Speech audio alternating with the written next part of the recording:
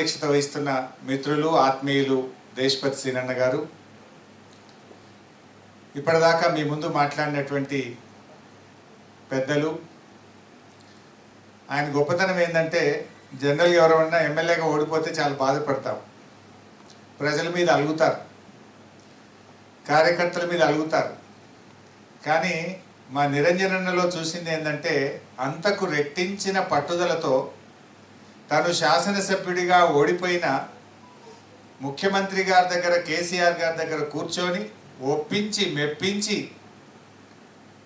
శాంక్షన్లు తీసుకోవడమే కాదు, రాత్రింబవళ్ళు తాను ఇంజనీరు కాదు, తాను కాంట్రాక్టరు కాదు, ఎమ్మెల్యే అంతకంటే కాదు, అయినా కూడా రాత్రింబవళ్ళు కష్టపడి తన ప్రజలకు నీళ్లు అందించాలని తపనతో కృషి చేసి వనపర్తి నియోజకవర్గాన్ని సస్యశ్యామలం చేసి తన పేరే నీళ్ల నిరంజన్ రెడ్డిగా ప్రజల చేత మన్ననలు పొందినటువంటి మిత్రులు పెద్దలు నిరంజనన్న గారు, కార్యక్రమంలో పాల్గొంటున్న శాసనసభ్యులు గౌరవనీయులు ముఠా గోపాల్ గారు, మాణిక్రావు గారు, చింతా ప్రభాకర్ గారు, ప్రధాన వక్తగా అనర్గళంగా మాట్లాడమంటే 2 గంటలు మాట్లాడగలుగుతాడు, కానీ ఈరోజు పాపం చాలా తక్కువ సమయంలో సబ్జెక్ట్ చెప్పలేకపోయిన మా ప్రకాష్ అన్న గారు, ప్రొఫెసర్ సీతారామరావు గారు, పాపం మా వెంకటేశం అన్నకి ఇవాళ సమయాభావం వల్ల మాట్లాడలేకపోయినారు, ఇంజనీర్స్ జేఏసీ అధ్యక్షులు వెంకటేశం గారు, మా వేణుగోపాల స్వామి గారు, అదేవిధంగా దేవి ప్రసాద్ అన్న గారు, మరి మిత్రులు ఆనంద్ గారు, మాజీ శాసనసభ్యులు,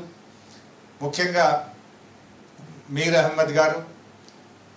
ఈరోజు మనందరం ఇక్కడ కలిసినామంటే ఇంత కీలకమైన సమయంలో అద్భుతమైన పుస్తకాలు తీసుకొచ్చినటువంటి మన శ్రీధర్ దేశపాండే గారు, మా రిటైర్డ్ కార్పొరేషన్ చైర్మన్లు, యూనివర్సిటీ విద్యార్థులు, మా సోదరీమణులు, తెలంగాణ ఉద్యమకారులు, బీఆర్ఎస్ కుటుంబ సభ్యులు, మీడియా మిత్రులు అందరికీ పేరు పేరున నమస్కారం. ఈరోజు 3 అంశాలు మన ముందున్నాయి.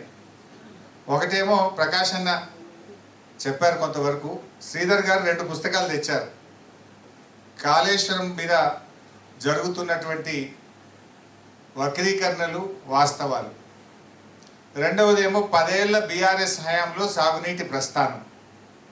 మూడవదేమో ఈ ఏడాది అర్థంలో కాంగ్రెస్ పార్టీ మరి ఏ రకంగా సాగునీటి రంగాన్ని నిర్లక్ష్యం చేసిందో, ఏ రకంగా దెబ్బతీసిందో, ఈ 3 అంశాల మీద ఈరోజు మాట్లాడుకోవాల్సిన అవసరం ఉంది.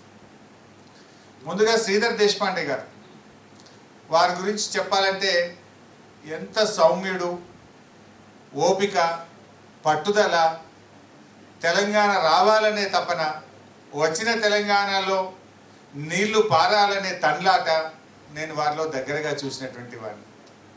నీతి నిజాయితీకి మారుపేరు, చాలా క్రమశిక్షణ కలిగినటువంటి జీవితం. ఆయన గోదావరి నది మన ఆదిలాబాద్ జిల్లాలో ప్రవేశిస్తుంది. మొట్టమొదటి మహారాష్ట్ర నుంచి మన ఆదిలాబాద్లో ప్రవేశిస్తుంది. ఆ జిల్లాలో పుట్టిన ముద్దుబిడ్డ శ్రీధర్ దేశపాండే గారు. సో దేశపాండే గారు తెచ్చిన 2 పుస్తకాలు కూడా చాలా కీలక దశలో, ఒకవైపు ఎన్డిఎస్ఏ రిపోర్ట్ వచ్చి, ఒకవైపు విజిలెన్స్ రిపోర్ట్ వచ్చి, ఒకవైపు జస్టిస్ ఘోష్ కమిషన్ ముందు కొంతమంది ఉద్దేశపూర్వకంగా రాజకీయమైనటువంటి మాటలు చెప్తూ బయట రాజకీయ ప్రసంగాలు చేస్తున్నటువంటి సమయంలో ఇవాళ నిజాలను బయటపెట్టినారు. నిజంగా ఈ పుస్తకంలో ఏమాత్రం రాజకీయం లేదు. నేను ఆ పుస్తకాన్ని 2 సార్లు చదివాను. ముందు మాట రాసేటప్పుడు చదివాను, ఈరోజు ఉదయం నుంచి మళ్ళీ చదివాను. నీళ్ల మంత్రిగా పనిచేసిన వ్యక్తిగా ఆ పుస్తకంలో 100% నిజాలు, వాస్తవాలు మాత్రమే ఉన్నాయి. ఏ ఒక్కటి కూడా ఉద్దేశపూర్వకంగా రాసిందో ఏ ఒక్క అవాస్తవమో లేదు. నిజంగా ఈరోజు రాష్ట్ర ప్రజల ముందు ఒక అబద్ధాన్ని 100 సార్లు చెప్తే నిజమైద్ది అన్నట్టు ఈనాటి రాష్ట్ర ప్రభుత్వం గోబల్స్ ప్రచారానికి పాల్పడతా ఉన్నది. ఒక సామెత ఉంటుంది, అబద్ధం నిజం గడప దాటక ముందే అబద్ధం ఊరంతా చుట్టొచ్చిందట. ఆ నానుడికి విరుద్ధంగా ఇంకా అంతకంటే ఘోరంగా నిజం గడప దాటడం కాదు, అబద్ధాన్ని ఆ గడపలోనే పెట్టి తాళం వేసి, ఈరోజు నిజాన్ని గడపలోనే పెట్టి తాళం వేసి అబద్ధానికి రెక్కలు తొడిగి వాళ్ళు ఇలా ఎగిరేసినటువంటి ప్రయత్నం చేస్తూ ఉంది నేటి ప్రభుత్వం, నేటి పాలకులు. అంటే వాస్తవాలను దాచిపెట్టే ప్రయత్నం చేస్తున్నారు. కానీ వాటన్నిటిని కూడా ఇలా కుండబద్దలు కొట్టినట్టు దేశపాండే గారు ఒక అద్భుతమైనటువంటి సమాధానం ఇచ్చారు. సో ఈ మూడు అంశాలను కూడా నేను మాట్లాడే ప్రయత్నం చేస్తాను. ముందుగా కాళేశ్వరం ప్రాజెక్ట్. ఇలా ఈ కాళేశ్వరం ప్రాజెక్ట్ విషయంలో రేవంత్ రెడ్డి గారు, ఈ కాంగ్రెస్ ప్రభుత్వం కుట్ర ఎట్లుందంటే, కేసీఆర్ గారు చేసిన మంచి పనులను నిలబెడితే, వారి మంచి పనిని కొనసాగిస్తే చరిత్ర పుటల్లో కేసీఆర్ గారు నిలిచిపోతారు అనేటువంటి ఒక దుగ్ధతో, రాజకీయంతో ఈరోజు రైతుల ప్రయోజనాలు, రాష్ట్ర ప్రయోజనాలను బలిపెట్టైనా సరే తన రాజకీయ లబ్ధి తనకు ముఖ్యం, రాజకీయంగా లబ్ధి పొందాలనేటువంటి ఈ ప్రయత్నం రేవంత్ రెడ్డి గారు ప్రభుత్వం చేస్తూ ఉంది. నాయకుడు అనేవాడు ఎప్పుడైనా రాజకీయం కంటే రాష్ట్ర ప్రయోజనాలు ముఖ్యం. రాష్ట్రం కోసం ఒక నాయకుడు పనిచేయాలి, ఆ నాయకుడే నిజమైన నాయకుడు అవుతాడు. ఇలా కేసీఆర్ గారు చేసిన ప్రతి పని కూడా సాగునీటి రంగంలో 100 ఏళ్ల ముందుకు ఆలోచించి ఆయన నిర్ణయాలు తీసుకున్నారు. అందులో ఇలా దేశపాండే కూడా రాశారు, 3 టీఎంసీలు ఎందుకు పెట్టిండ్రు, 3rd టీఎంసీ ఎందుకు పెట్టిండ్రు అన్నారు. మన గోదావరి నదీ జలాల్లో మన రైట్ ఎస్టాబ్లిష్ చేసుకోవడానికి, రేపు ఒక 50 ఏళ్ల తర్వాత నీళ్ళ కరువు వస్తే ఆ వరద దినాలు తగ్గినప్పుడు కూడా నీళ్లు లాక్కొని మన రిజర్వాయర్లలో నిలుపుకోవడం కోసం దూరదృష్టితో 3వ టీఎంసీ పెట్టారు. ఇప్పుడు నాగార్జున సాగర్, శ్రీశైలం కట్టినాడు, ప్రతి సంవత్సరం వరదలు వస్తుండే. పైన కర్ణాటక ఆల్మట్టి కట్టి, వాళ్ళు భీమా కట్టి, ప్రాజెక్టులన్నీ కూడా కట్టిన తర్వాత, తుంగభద్ర కట్టిన తర్వాత ఇవాళ వరద తగ్గింది. వాళ్ళకి నిండా నీళ్ళు అయిన తర్వాత కానీ శ్రీశైలంకి నీళ్ళు వస్తారు. ఎస్ఆర్ఎస్పి కట్టినప్పుడు కూడా బ్రహ్మాండంగా గోదావరిలో నీళ్ళు వస్తుండే. మీద మహారాష్ట్ర బ్యారేజీలు కట్టి ప్రాజెక్టులు కడితే ఇలా ప్రతి 2-3 సంవత్సరాలకు ఎస్ఆర్ఎస్పిలో కరువు వస్తూ ఉంది. ఇలాంటివన్నీ కూడా దృష్టిలో పెట్టుకొని రేపు 100 ఏళ్ల తర్వాత కూడా నా తెలంగాణ నీళ్ళ కోసం ఇబ్బంది పడద్దని దూరదృష్టితో ఆలోచించినటువంటి నాయకుడు ఈరోజు కేసీఆర్ గారు. కానీ రాజకీయం కోసం కేసీఆర్కు పేరు రావద్దని ఒక రాజకీయమైనటువంటి కుట్రతోని రేవంత్ రెడ్డి గారు ఆ ప్రాజెక్టులను కొట్టుకుపోవాలని, పడావు పెట్టాలని, రైతులు ఏమైనా సరే, రాష్ట్రం ఏమైనా సరే తనకు రాజకీయం ముఖ్యమనే విధంగా ఇవాళ రేవంత్ రెడ్డి గారు వ్యవహరిస్తూ ఉన్నారు. ఇవాళ దీన్ని మనం అర్థం చేసుకోవాల్సినటువంటి అవసరం ఉంది. ముఖ్యంగా చాలా విషయాలు మన మిత్రులందరూ కూడా మాట్లాడారు. చెప్పిన విషయాల్లోకి పోకుండా చెప్పే ప్రయత్నం చేస్తాం. ఇవాళ దేశపాండే గారు కూడా రాశారు, తమ్మిడిహట్టి దగ్గర నుంచి ఎందుకు రీడిజైన్ చేశారు, అసలు ఎందుకు ఈ ప్రాజెక్ట్ను మేడిగడ్డకు తీసుకుపోయారు అనేటువంటి విషయం పదే ఈ మధ్య మనం చూస్తూ ఉన్నాం. ఒకడంటాడు కాంట్రాక్టర్ల కోసమని, ఇంకొకడు అంటాడు కమిషన్ల కోసమని. వాస్తవానికి 2007లో వైఎస్ రాజశేఖర రెడ్డి గారి ప్రభుత్వం ప్రాణహిత చెరువులకు శంకుస్థాపన చేసినారు. తమ్మిడిహట్టి దగ్గర బ్యారేజ్ కట్టి నీళ్లు తీసుకోవాలని నిర్ణయించారు. మరి 7 సంవత్సరాలు కూడా మహారాష్ట్రలో కాంగ్రెస్, మన రాష్ట్రంలో కాంగ్రెస్, ఢిల్లీలో కేంద్ర ప్రభుత్వం కాంగ్రెస్, 3 చోట్ల కాంగ్రెస్ ప్రభుత్వం ఉన్నా తమ్మిడిహట్టి దగ్గర బ్యారేజ్కి అంతర్రాష్ట్ర ఒప్పందం జరగలేదు. మరి దానికి ఒక్క అడుగు కూడా ముందుకు పడలే. ఆ రోజు ఏం చేసిండ్రు వాళ్ళు, అసలు తమ్మిడిహట్టి దగ్గర పని స్టార్ట్ చేయాలి, హెడ్ వదిలి టెయిల్ దగ్గర ఎక్కడెక్కడో పోయి సొరంగాల దవ్వుడు, కాలువల దవ్వుడు, మొబిలైజేషన్ అడ్వాన్స్ పేరు మీద వేల కోట్ల రూపాయల బిల్లులు ఎత్తిండ్రు. పని చేయకుండానే సర్వే, మొబిలైజేషన్ అడ్వాన్స్ల పేరు మీద 2700 కోట్ల రూపాయలు బందికొక్కుల్లాగా దోచుకున్నటువంటి ప్రభుత్వం ఆనాటి కాంగ్రెస్ ప్రభుత్వం. అసలు తమ్మిడిహట్టి దగ్గర అగ్రిమెంట్ లేదు.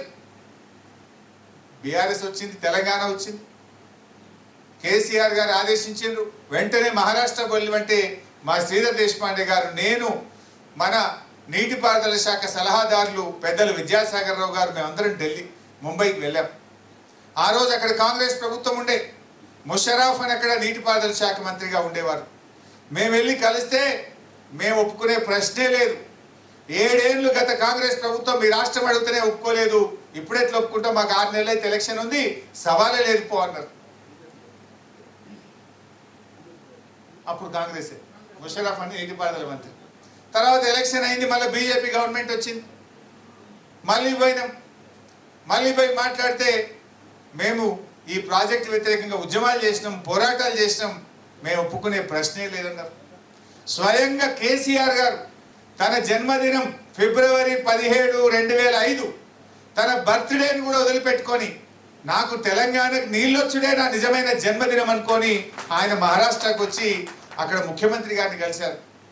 ఈ ప్లీడెడ్ లైక్ ఎనీథింగ్, మాకు మీతో పంచాయతీ లేదు, గత ప్రభుత్వాలు కొట్లాడినట్టు గిల్లి కజ్జాలు పెట్టుకోం, బాబ్లీ గొడవలు పెట్టుకోం, కలిసి ఉందాం, మాకు నీళ్లు కావాలని అన్ని రకాలుగా ఒప్పించి మెప్పించే ప్రయత్నం చేశారు. అయినా వాళ్ళు ససేమిరా అన్నారు. ఇంకా ప్రయత్నం కొనసాగుతూనే ఉండే. దానికి సాక్ష్యం ఆనాడు మన తెలంగాణ ముద్దుబిడ్డ మహారాష్ట్ర గవర్నర్ విద్యాసాగర్ రావు గారు, సిహెచ్ విద్యాసాగర్ రావు గారు, వారి ముందే గంటల కొద్దీ కేసీఆర్ గారు మహారాష్ట్ర ముఖ్యమంత్రి గారిని, మహారాష్ట్ర ఇంజనీర్లను, మా ప్రాజెక్టు యొక్క మా ప్రజల కష్టాలు, రైతుల ఆత్మహత్యలు, తెలంగాణ ఉద్యమం గురించి చెప్పి అనేక రకాలుగా ప్రయత్నం చేసినారు. అయినా ఆ రోజు వాళ్ళు ఒప్పుకోలే. కానీ ఇవాళ దేశపాండే గారి బుక్లో కూడా చెప్పారు, ఒకసారి బుక్ దేశపాండే గారి బుక్లో కూడా చెప్పారు, చాలా స్పష్టంగా చెప్పింది. అందులో ఏం జరిగిందంటే మార్చి 2005, అదేవిధంగా ఏప్రిల్ 2005 ఈ బుక్లో ఆ లెటర్లు కూడా పెట్టారు. మార్చి 2005, ఏప్రిల్ 2005లో కేంద్ర సెంట్రల్ వాటర్ కమిషన్ నుంచి, కేంద్ర జలవనరుల శాఖ నుంచి మీరు అనుకున్న తమ్మిడిహట్టి దగ్గర నీళ్లు లేవు, మీరు 165 టీఎంసీల నీళ్లు ఉన్నాయని అనుకుంటున్నారు, కానీ అందులో పై రాష్ట్రాలకు కేటాయించబడిన 63 టీఎంసీలు కూడా అందులో కలిసి ఉన్నాయి. పై రాష్ట్రాలు తిరిగి ప్రాజెక్టులు కట్టుకుంటే ఆ 63 టీఎంసీలు కిందికి రావు, అక్కడ మీకు ఉండేది 102 మాత్రమే. ఆ 102లో మీరు ఎన్ని డైవర్ట్ చేసుకోగలుగుతారో ఒక్కసారి పరిశీలించుకోండి అన్నారు. అందులో టైం లేదని చదవలేకపోతున్నారు. అందులో అది సెంట్రల్ వాటర్ కమిషన్ లెటర్ కూడా చదవమని శ్రీధర్ గారు ఇస్తున్నారు. ఈ బుక్లో ఉంది, మీరు చదవచ్చు. అందులో నీళ్ళే లేవు అన్నారు. మరి 102 టీఎంసీలే ఉన్నాయి. అది 152 మీటర్ల ఎత్తులో కడితే మహారాష్ట్ర అంతకు ఒప్పుకుంటలేదు. ఒకవేళ దాన్ని 148కో 150కో తగ్గిస్తే డైవర్టబుల్ వాటర్ 40-50 టీఎంసీలకు పరిమితమవుతుంది. అంటే అప్పుడు కేసీఆర్ గారు ఏం చేయాలి? కాంగ్రెస్ పార్టీ నీళ్లు లేని చోట ప్రాజెక్టును ప్రతిపాదిస్తే విజ్ఞత కలిగిన తెలంగాణ ఉద్యమకారుడు, ప్రాణత్యాగానికి సిద్ధపడి తెలంగాణ తెచ్చిన కేసీఆర్ ఆ నీళ్లు లేని చోట ప్రాజెక్టును కొనసాగించాలన్నా, నీళ్లున్న చోటికి మార్చి తెలంగాణ ప్రజలకు నీళ్ళు ఇవ్వాలన్నా ఇవాళ ఒక్కసారి ఆలోచించాల్సిన అవసరం ఉంది. ఆయన కేంద్ర ప్రభుత్వానికి చెందిన వ్యాప్కోస్ను పిలిచి మా పరిస్థితి ఇట్లా అయింది, కేంద్ర ప్రభుత్వ సంస్థ వ్యాప్కోస్, అదే ప్రైవేట్ ఏజెన్సీ కాదు, ప్రైవేట్ కాంట్రాక్టర్ కాదు, కేంద్ర ప్రభుత్వ సంస్థ వ్యాప్కోస్కు చెప్పి మా పరిస్థితి ఇట్లయింది, మాకు ప్రత్యామ్నాయం చూపించండి అని అడిగారు. ఆ కేంద్ర ప్రభుత్వ సంస్థ వ్యాప్కోస్ అత్యాధునిక టెక్నాలజీ లైడార్ సర్వేను ఉపయోగించి వాళ్ళు డీటెయిల్డ్గా స్టడీ చేసి మేడిగడ్డ దగ్గర బ్యారేజ్ కట్టుకోండి, ఇక్కడ 280 టీఎంసీల నీటి లభ్యత ఉంది అని చెప్పారు. అప్పుడు కేసీఆర్ గారు బాగా ఆలోచించి 280 ఉంది అని 160 టీఎంసీలు ఇక్కడ ఉన్నాయి అనుకుంటే ఆడ ఉన్నదే 102, అందులో డైవర్టబుల్ అంతకంటే తక్కువ అవుతుందని ఇవాళ అక్కడికి మనం మార్చి సెంట్రల్ వాటర్ కమిషన్కు ప్రతిపాదన పంపితే 240 టీఎంసీల నీళ్లు వాడుకునే విధంగా సిడబ్ల్యూసి మనకు అనుమతి ఇచ్చింది. ఇది ఎందుకు మారింది? ఎవడన్నా అకల్మన్కు ఇషారా కాఫీ అన్నట్టు, ఏదో గుడ్డేది చేనులో పడ్డట్టు, దునపోనిందంటే దుడ్డని కట్టేయమన్నట్టు రాజకీయంగా విమర్శలే తప్ప నిజాలు తెలుసుకొని మాట్లాడతలేరు. ఈ బుక్లో చాలా స్పష్టంగా సెంట్రల్ వాటర్ కమిషన్ లెటర్ను కూడా దేశపాండే గారు పెట్టారు. తమ్మిడిహట్టి నుంచి ఎందుకు మేడిగడ్డకు మార్చినామంటే నీళ్లు లేవని మనం చెప్పలే, కేంద్ర ప్రభుత్వం చెప్తే మార్చడం జరిగింది. నంబర్ 1. ఇంకా కొంతమంది మూర్ఖులు గ్రావిటీ ద్వారా నీళ్ళు వస్తుండే, గ్రావిటీ ద్వారా వస్తుంటే ఉత్తగా లిఫ్ట్ పెట్టిండు, కరెంట్ బిల్లు పెరిగిందని మాట్లాడుతుంటారు. ఇందులో చాలా స్పష్టంగా చెప్పారు దేశపాండే గారు. నేను ఆ రోజు నీటిపారుదల శాఖ మంత్రిగా కూడా ఉన్నాను. తమ్మిడిహట్టి నుంచి ఎల్లంపల్లికి గ్రావిటీ ద్వారా నీళ్లు రావు, అందులో కూడా 42 మీటర్ల లిఫ్ట్ ఉన్నది. ఈ వాస్తవాన్ని దాచిపెట్టి పదే గ్రావిటీ ద్వారా నీళ్ళు వస్తుండే మీరు లిఫ్ట్ పెట్టిన అనవసరంగానే ఒక దుష్ప్రచారం చేసిండ్రు. ఆ నిజాలను కూడా ఆధారాలతో సహా దేశపాండే గారి పుస్తకంలో పెట్టారు. రిటైర్డ్ ఇంజనీర్లు వ్యతిరేకించిన విషయం మా అన్నగారు చెప్పింది, నేను దాంట్లో బోన్. వాళ్ళు కూడా మేడిగడ్డ కట్టాలన్నారు తప్ప మేడిగడ్డ నుంచి నేరుగా మిడ్ మానేరుకు సాధ్యం కాదు అన్నారు. దాన్ని వక్రీకరించి రేవంత్ రెడ్డి అసెంబ్లీలో మాట్లాడతాడు, నీళ్ళ మంత్రి ఉత్తమ్ మాట్లాడతాడు. గోబల్స్ ప్రచారం. ఆ నిజాలను కూడా ఈ పుస్తకంలో పొందుపరిచారు. ఆ లెటర్ను కూడా ఇందులో పెట్టడం జరిగింది. అదేవిధంగా కాస్ట్ పెరిగింది అని కొంతమంది మాట్లాడతారు. మరి పని పెరిగితే కాస్ట్ పెరగదా? ఆయకట్టు పెరిగితే కాస్ట్ పెరగదా? ఇవాళ మీరు ప్రతిపాదించిన ప్రాణహిత చేవెళ్ళ 16 లక్షల ఎకరాలు, కానీ కాళేశ్వరం ప్రాజెక్టు 18,25,000 కొత్త ఆయకట్టు, 18,87,000 ఎకరాల స్థిరీకరణ ఆయకట్టు, రెండు కలిపితే 37 లక్షల ఎకరాలు. మరి ఎక్కడ 16 లక్షలు, ఎక్కడ 37 లక్షల ఎకరాలు? మీరు పెట్టిన రిజర్వాయర్ల సామర్థ్యం 16 టీఎంసీలు అయితే రేపటి భవిష్యత్ అవసరాలను దృష్టిలో పెట్టుకొని 141 టీఎంసీల సామర్థ్యాన్ని కేసీఆర్ గారు మరి పెంచడం జరిగింది. నీకు నిల్వ సామర్థ్యం పెరిగింది, ఆయకట్టు పెరిగింది, అదేవిధంగా భూసేకరణ. ఆనాడు వాళ్ళు ప్రాజెక్టుకు 1000 కోట్ల రూపాయల భూసేకరణకు పెడితే ఎకరానికి 2 లక్షలు పెడితే కేసీఆర్ గారు 10 లక్షలు 11 లక్షలకు రైతులకు ఇస్తే భూసేకరణ కాస్టు 1000 నుంచి 6,100 కోట్ల రూపాయలకు పెరిగింది. ఆ రకంగా అనేక విషయాలు. ఆ రోజు ప్రాణహిత చేవెళ్లలో ఒక రోజుకు 1.8 టీఎంసీ మాత్రమే ఎత్తడానికి అవకాశం ఉండే, కానీ దాన్ని 3 టీఎంసీలకు పెంచాం. రేపు భవిష్యత్తులో రైట్ ఎస్టాబ్లిష్ చేయాలి. ఏదో ఓ రోజు గోదావరి ట్రిబ్యునల్ పడుతుంది, ట్రిబ్యునల్ పట్టే నాటికే మన ప్రాజెక్ట్ అయిపోయి ఉంటే సచ్చినట్టు ఆల్రెడీ ఖర్చు జరిగింది కదా అని నీటి కేటాయింపులు ఉంటాయి.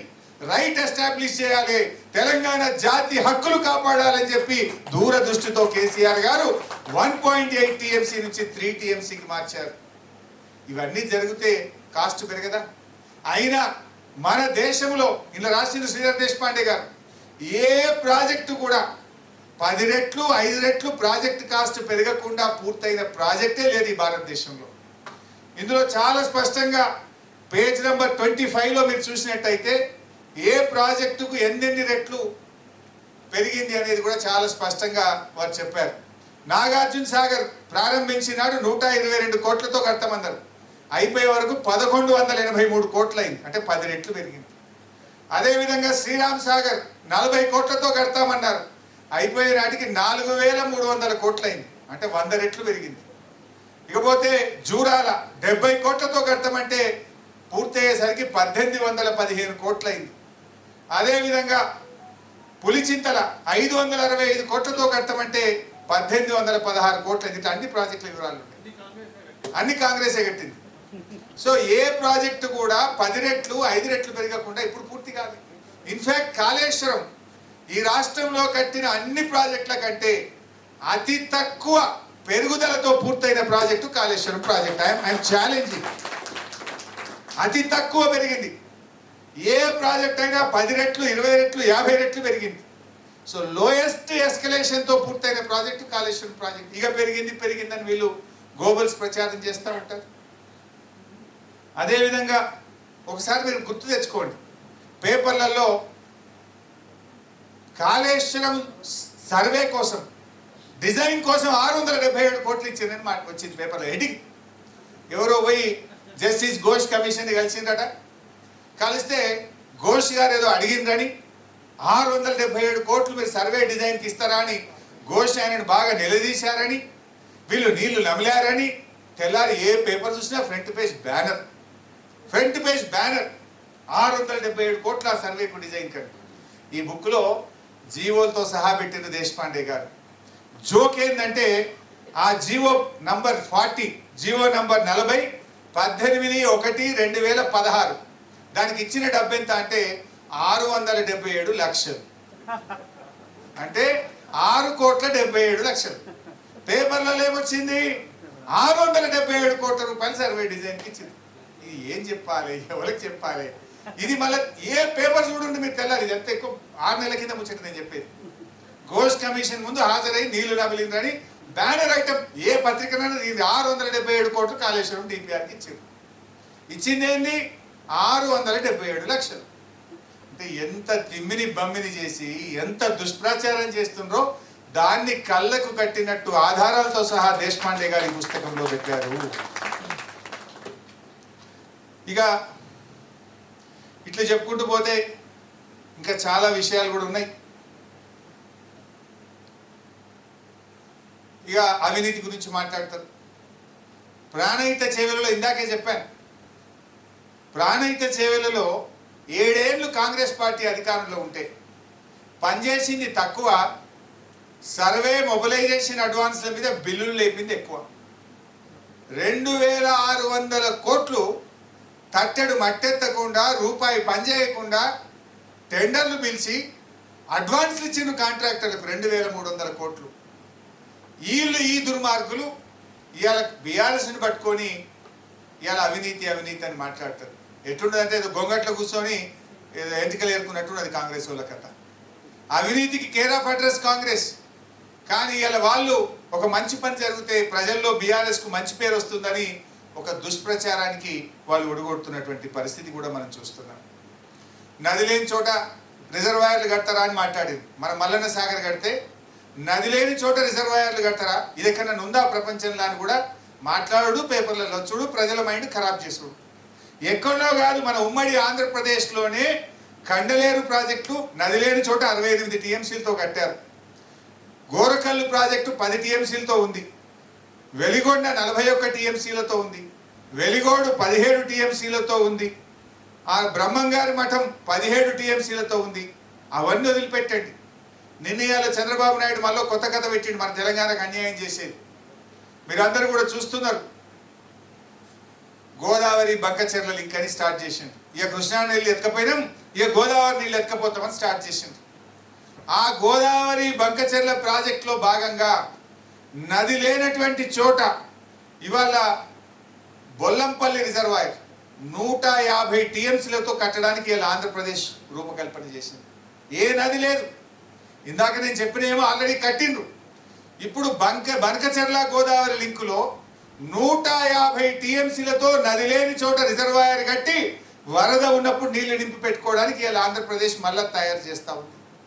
ఇక మనోళ్ళేమో కేసీఆర్ గారేమో దూరదృష్టితోని తెలంగాణకు రేపు హైదరాబాద్ దగ్గర ఉంటుంది, పారిశ్రామిక అవసరాలు ఉంటాయి, హైదరాబాద్ పెరుగుతుంది, రేపు త్రాగునీరు అవసరమని ఒక 50 టీఎంసీల రిజర్వాయర్ కట్టిండు. నిజానికి నేను ఆ జిల్లా మంత్రిని, నేను 1-2 సార్లు మాట్లాడినా, సార్ ల్యాండ్ ఎక్విజిషన్ బాగా ఇబ్బంది అవుతుంది, రైతులతో ప్రెషర్ వస్తుందంటే వారు ఒక మాట అన్నారు, హరీష్ కొద్దిమంది కుటుంబాలు నష్టపోతాయేమో, ఇప్పుడు కొద్దిగా కష్టమవుతుందేమో, కానీ రేపటి లక్షల వేల కుటుంబాలు బతుకుతాయి. రేపటి తెలంగాణకు ఇది జీవధార అవుతుంది. మళ్ళా గట్టలేము, కష్టమైనా సరే రేపు మనం రాజకీయాలు శాశ్వతం కాదు, ప్రజలు శాశ్వతం, నీళ్లు శాశ్వతం. ఇది హైదరాబాద్ దగ్గరగా ఉంది, 50 టీఎంసీ రిజర్వాయర్ కట్టాలని చెప్పి పట్టుబట్టి ఆయన గారు ఆ రిజర్వాయర్ని కట్టించారు. ఇలా అదే వరమైంది కదా. ఇవాళ రేవంత్ రెడ్డి ఇంతగానే ఎగురుతుండు. ఏం ఎగురుతుండు? కాళేశ్వరం కూలిందని ఒక దిక్కు అంటాడు, మల్లన్న సాగర్ నుంచి హైదరాబాద్కు 20 టీఎంసీల నీళ్లు తెస్తా అని 6000 కోట్లతో టెండర్లు పిలిచిండు. మరి కాళేశ్వరమే కూల్తే నువ్వు మల్లన్న సాగర్కి 20 టీఎంసీల నీళ్లు ఈ హైదరాబాద్కు మంచి నీళ్లు మూసి శుద్ధి చేయడానికి ఎక్కడి నుంచి తెస్తావో సమాధానం చెప్పాలి మిస్టర్ రేవంత్ రెడ్డి. అంటే వాళ్ళు చెప్పేది అబద్ధం. ఆయనకు తెలుసు కాళేశ్వరం ఉందని. మల్లన్న సాగర్ కాళేశ్వరంలో భాగం కాదా? మల్లన్న సాగర్ కాళేశ్వరంలో అంతర్భాగం. అది ఉంది కనుకనే ఇవాళ ఆనాడు కేసీఆర్ దూరదృష్టితో కట్టిండు కనుకనే నువ్వు ఇవాళ హైదరాబాద్కి 20 టీఎంసీలు తెస్తా అంటున్నావు. అది కట్టకపోతే ఆ నీళ్ళు వచ్చినాయి.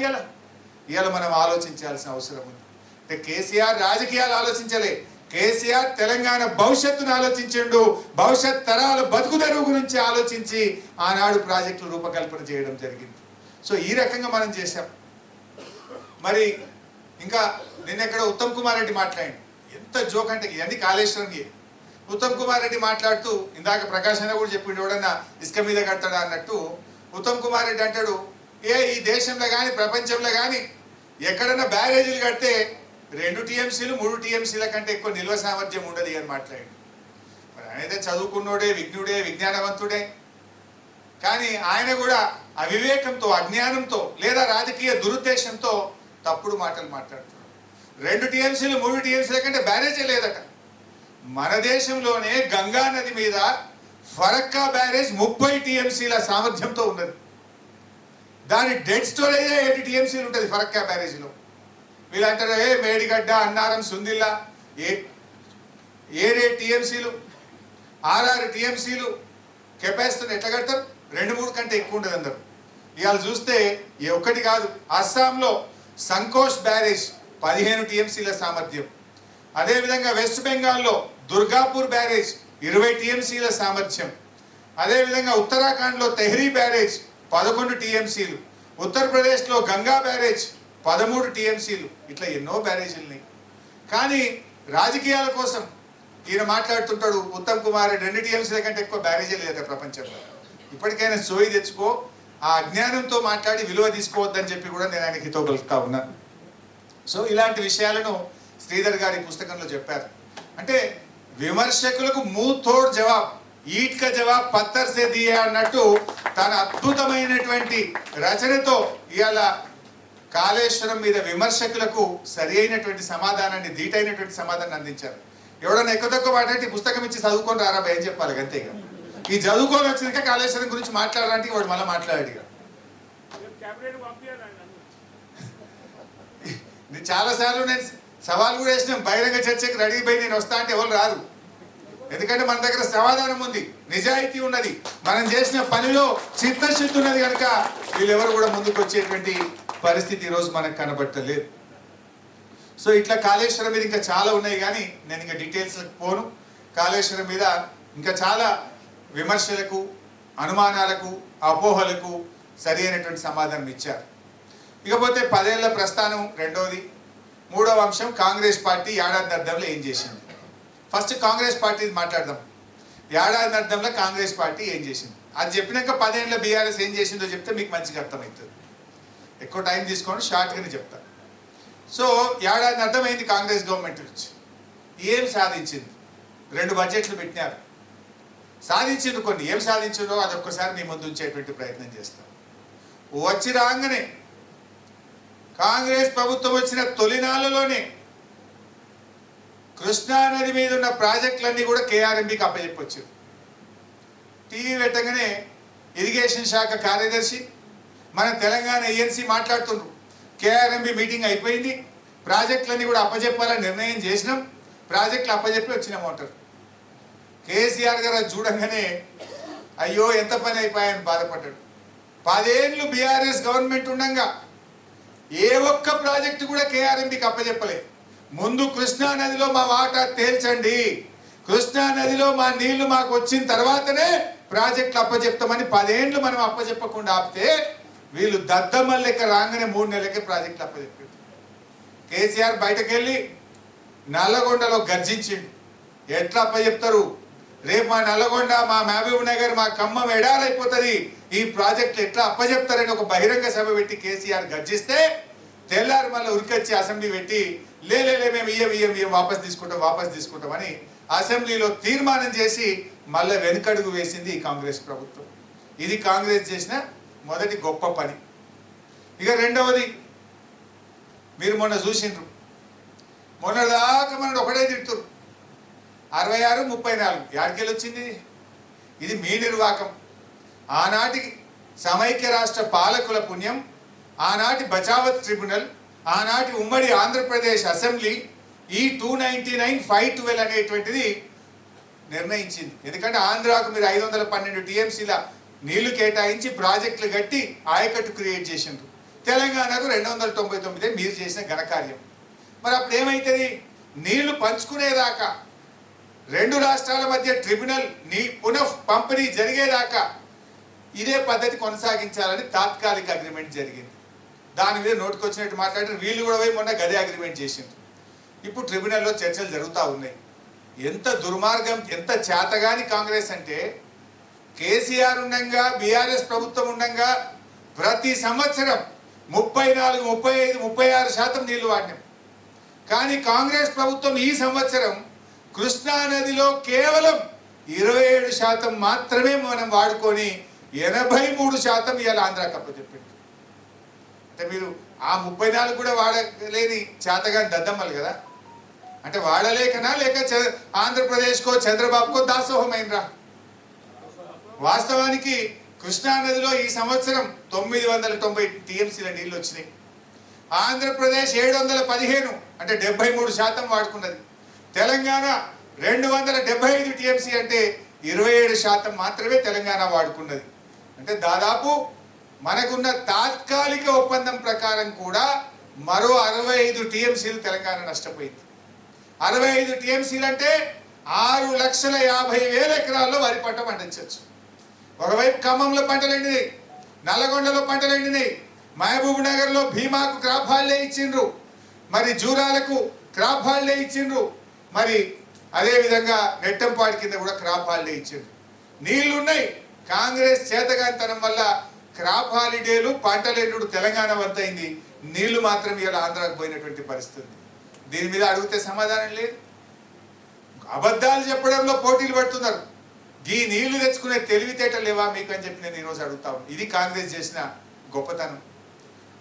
నంబర్ 3, కేసీఆర్ గారు జీవో నంబర్ 34 జూన్ 28, 2021 నాడు ఒక జీవో తెచ్చారు. ఏంటిది ఆ జీవో? శ్రీశైలం అనే ప్రాజెక్టు హైడల్ జనరేషన్ కోసమే కట్టిన ప్రాజెక్ట్ అది. కానీ వాళ్ళు పోతిరెడ్డిపాడు పొక్కబెట్టి నీళ్లు తీసుకుపోయే ప్రయత్నం చేస్తారు. బిడ్డ మీరు నీళ్ళు అటు తీసుకుపోతారా? తెలంగాణకు ప్రాధాన్యత ఏంది? రైతులు. 34 లక్షల వ్యవసాయ విద్యుత్ కనెక్షన్లు ఉన్నాయి. నా రైతులకు నాణ్యమైన కరెంట్ ఇవ్వాలి, 24 గంటల కరెంట్ ఇవ్వడమే నా ప్రభుత్వ లక్ష్యం అనుకొని మేము శ్రీశైలంలో ఫుల్ కెపాసిటీ విద్యుత్ ఉత్పత్తి చేస్తామని చెప్పి జీవో ఇచ్చింది మన బీఆర్ఎస్ ప్రభుత్వం, మన నాయకుడు కేసీఆర్. 2021లో మనం జీవో ఇచ్చాం. దాని మీద ఆంధ్రప్రదేశ్ సుప్రీంకోర్టుకు పోయింది. ఈ కొత్తగా వచ్చిన రేవంత్ రెడ్డి ప్రభుత్వం మన సుప్రీంకోర్టులో పోయి చెప్తుంది, లే మేము కరెంటు పూర్తిగా ఉత్పత్తి చేయం, జీవోను సవరించుకుంటాం, నీళ్లు ఉంచుతాం శ్రీశైలం. ఎవరి కోసం ఉంచుతావు? రాయలసీమకు పోయేందుక? ఆంధ్రాకు పోయేందుక?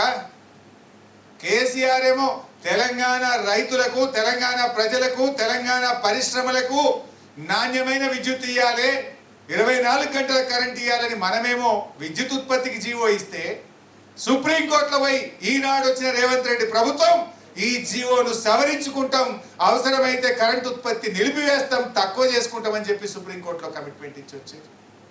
ఇది రేవంత్ రెడ్డి ఈ తెలంగాణకు చేస్తున్నటువంటి ఘనకార్యం. ఇక చేసిరు సెక్షన్ 3.